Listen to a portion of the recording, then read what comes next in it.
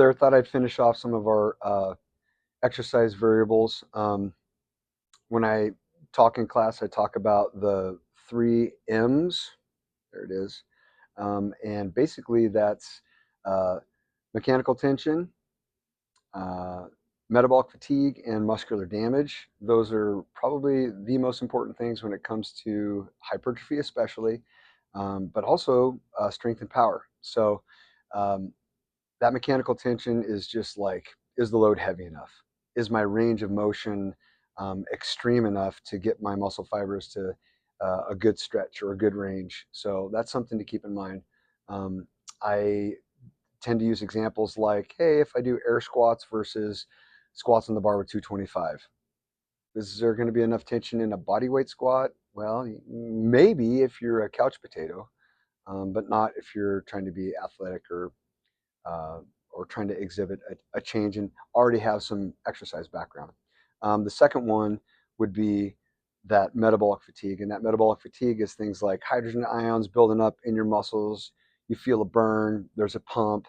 Um, and one thing to keep in mind when you're kind of targeting that pump is if you don't feel it after the first couple work sets, then maybe you need to change exercises. That's something to keep in mind. So you should be hitting and feeling the pump in that target muscle. Like bicep curls, if I'm doing like a preacher curl, where am I feeling it? If it's in my elbows and there's pain, maybe I should change exercises. And the last one is muscular damage. That's like second day soreness. Am I sore a day and a half, 2 days after that workout? Maybe after a chest workout, or my pec sore. Um, that's something to keep in mind, but that's not necessarily the end all be all of progress. So you don't always have to be sore from muscular damage to make progress. It's relative to your training age, and it's relative to your exercise level, kind of how long you've been exercising slash where you are in your mesocycle.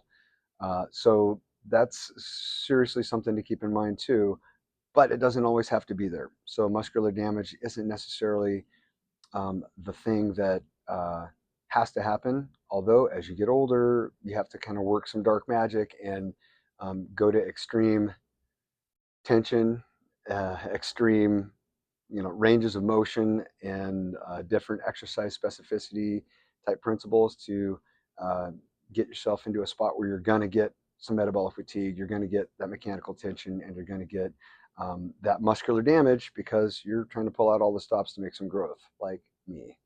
Have a great day. Peace out.